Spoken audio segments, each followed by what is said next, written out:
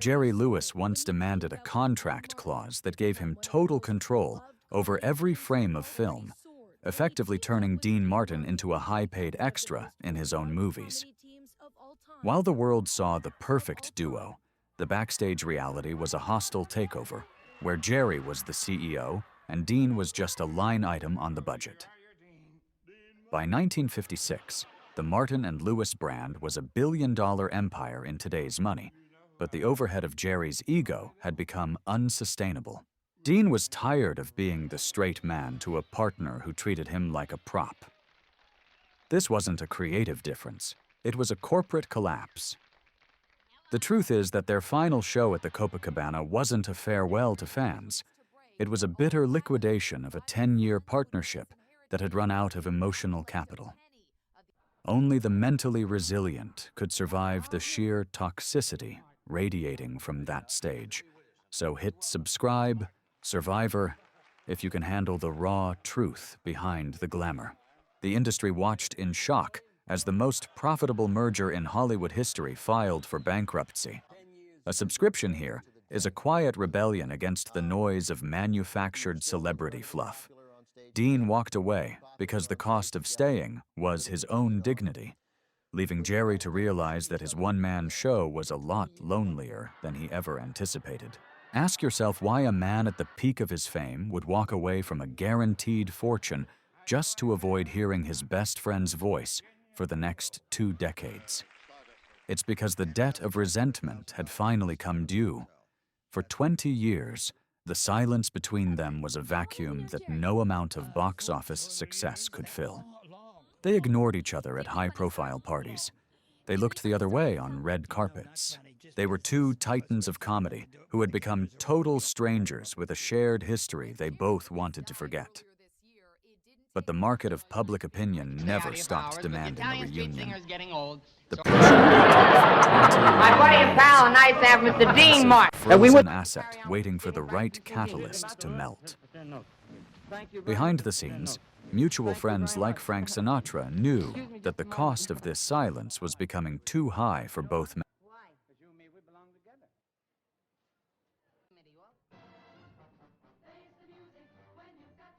And someone had to blink before the clock ran out on both their lives. But as the 1976 Muscular Dystrophy Telethon approached, the stage was set for a hostile intervention that would shock the world and finally settle the debt of a 20-year war. Sinatra was holding the ultimate trump card, and he was about to play it on live television. Look at the sweat glistening on Jerry Lewis's forehead under those punishing Las Vegas stage lights. It's 1976. He's been awake for nearly 20 hours, driving himself to the brink of exhaustion for the Muscular Dystrophy Telethon. He's vulnerable. His guard is completely down. This is the moment Frank Sinatra chooses to strike. You there? Watching this play out on a grainy screen? You have to understand that this wasn't a scripted segment. This was a calculated ambush. Sinatra didn't call Jerry's people. He didn't check with the network lawyers. He just walked out onto that stage at the Sahara Hotel with the confidence of a man who owned the city. He leans into the microphone, the smoke from the wings practically swirling around his tuxedo, and tells the world he has a friend who wants to say hello. The audience doesn't know it yet. The producers are panicking. Then, the curtain parts. Dean Martin walks out. The sound that rips through the room isn't just applause. It's a sonic boom of 20 years of pent-up public demand finally hitting the breaking point. It's the sound of a billion-dollar asset being unfrozen in real time. Look at Jerry's face. He doesn't move. He doesn't tell a joke. For the first time in his career, the man with 1,000 expressions has only one. Pure, unadulterated shock. He is staring at the man who walked out on him 2 decades ago. The man who treated him like a nuisance instead of a partner. This was the ultimate economic audit of their lives. For 20 years, they had been operating at a massive emotional deficit. They had traded a global empire for the petty satisfaction of never having to look at each other. It's an insult to your intelligence to believe the PR spin that they just drifted apart. They hated the very sight of one another. But on this stage, in front of millions of live viewers, the cost of that hatred became too high to maintain. Sinatra was the broker. He forced a merger that neither man was prepared for. Dean looks cool, leaning back, a drink in one hand and a cigarette in the other, but his eyes tell a different story. He's checking the exits. He's calculating the damage. He realized that the silence had become a bad investment. Every movie Dean made without Jerry was a lower margin product. Every stage show Jerry did solo lacked the chemical reaction that made them the biggest act in the history of the world. They were two halves of a broken machine trying to pretend they were still functioning at peak capacity. Ask yourself why it took Sinatra, the biggest alpha in the room, to force this interaction. It's because the ego involved was so massive it required a third titan to crack the shell. They finally embrace. It's a stiff, awkward hug that lasts only a few seconds, but the market value of that moment is immeasurable. The television ratings spiked so hard they nearly broke the censors. But look closer at the body language once the initial shock wears off. They don't know what to say to each other. The silence of 20 years doesn't just disappear because of a handshake. The debt of resentment was so deep that even this grand gesture couldn't wipe the ledger clean. They were two strangers standing in the wreckage of a decade-long brotherhood. The truth is that this wasn't a rebirth. It was a final liquidation of their public personas. After the cameras cut to a commercial break, the warmth evaporated. The air in the room turned back to ice. They didn't go out for drinks. They didn't start planning a comeback tour. They retreated back to their separate corners of the industry, leaving the public to feast on the scraps of that one televised moment. It was a hostile takeover of their private grief for the sake of a charity broadcast. You have to wonder if the price of that reunion was worth the exposure of their wounds. They spent the next several years still keeping their distance, proving that even a legendary reconciliation can be a total fabrication. The industry wanted the fairy tale, but what they got was a cold, hard look at two men who had forgotten how to be friends. The profit was the money raised for the kids, but the loss was the final shred of dignity Dean and Jerry had left in their fractured relationship. They lived out the rest of their lives as cautionary tales of what happens when you let pride manage your portfolio. By the time they both reached the end, the only thing they had left was the memory of a partnership that they destroyed with their own hands. That's the reality of the business. Success can be shared, but the bankruptcy of a friendship is something you have to file alone. Look at the final photos of them from that night. They aren't smiling with their eyes. They are looking past each other, already planning their exit strategies from the stage. The merger failed because the cultural capital had already been spent. Don't let the highlight reels fool you into thinking this was a happy ending. It was the closing of the books on a partnership that was too expensive for either man to keep alive. Sinatra might have brought them together for the cameras, but he couldn't force them to forgive. The silence returned, and this time, it was permanent. The legend of Martin and Lewis died not in 1956 at the Copacabana, but in 1976 where they realized they had absolutely nothing left to say to one another. The red light on the camera flicked off, and the air in the studio immediately turned.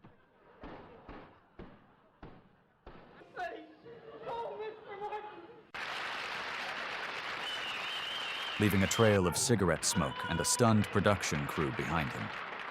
This wasn't a heartwarming return to form. It was a high-stakes liquidation of their remaining public goodwill. Jerry Lewis was left standing there, clutching at the ghost of a partnership that had been dead since the mid-50s. He wanted the adoration, the validation, and the emotional payoff. but the ledger was empty.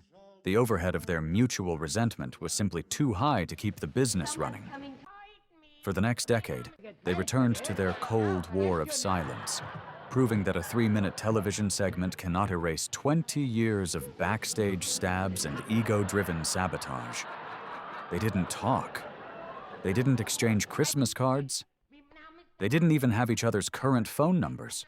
When Dean's son died in a tragic plane crash years later, Jerry showed up at the funeral, but he sat in the shadows like a stranger attending a wake for a man he never really knew.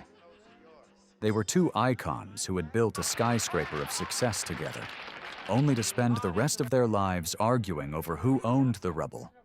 That is the PR spin the industry wanted you to swallow. But the backstage reality was a brutal audit of two men who were bankrupt of affection. If this video felt like a slap in the face, you needed it. Subscribe for the next one. The industry thrives on selling you the lie of the happy ending, because the truth of the bitter end doesn't move units. You have to be ready for the reality behind the curtain, where the smiles are painted on and the handshakes are scripted by lawyers. Subscribe to prepare your mind for what's coming next year.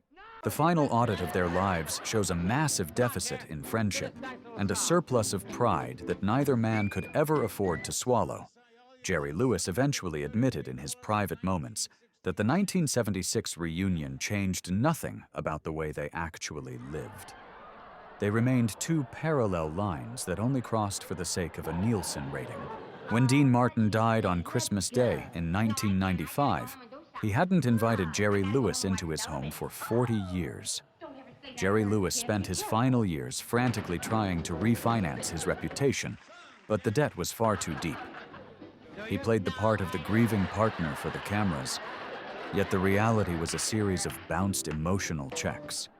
He wanted the world to believe in a brotherhood that he had personally set on fire because he couldn't handle being the second name on the marquee. While he was busy building a shrine to his own importance, Dean Martin was busy forgetting Jerry even existed. It was a total write-off. The most successful comedy team in history ended with a whimper in a cold hospital room, surrounded by silence instead of laughter. The overhead of their vanity had finally bankrupted the entire operation. The truth is that the 1976 reunion was a cheap PR stunt that paid zero dividends in the long run. They were two ghosts haunting the same stage, pretending the resentment wasn't visible in the harsh studio lights. Now, look, the YouTube algorithm is currently holding me hostage in a dark room. Never get away, you'll never get away, you'll never get away, you'll never get away. So consider yourself to subscribe immediately before the high-priced Hollywood estates find this and get it sanitized or taken down for exposing the raw rot behind. The dagger in my heart is for the grandchildren. Lewis's sons were from. Never do a long bit. Oh, I gotta get myself a drink. Got a set. Refused to admit that he was the one who drove the partnership into the ground. You're going in the theater with His final act of spite wasn't even directed at Dean. In a move that left the industry cold, Jerry Lewis used his last will and testament to officially disinherit every single one of his children from his first marriage. He didn't just exclude them from the money, he intentionally scrubbed them from his legacy. This wasn't a clerical error or a lawyer's oversight. It was a calculated, cold-blooded strike against his own flesh and blood. Jerry spent decades pretending to be the world's favorite humanitarian, collecting billions for charity on live television, while his own sons felt the freezing weight of his total neglect. The accounting on this life is absolutely brutal. He traded real-life connection for the applause of strangers, and in the end, even the strangers stopped clapping. Look, this industry is built on polished lies designed to keep you distracted, but you deserve the raw truth. Subscribe to see how deep the rabbit hole really goes. We are tearing down the velvet curtains and showing you the wreckage underneath.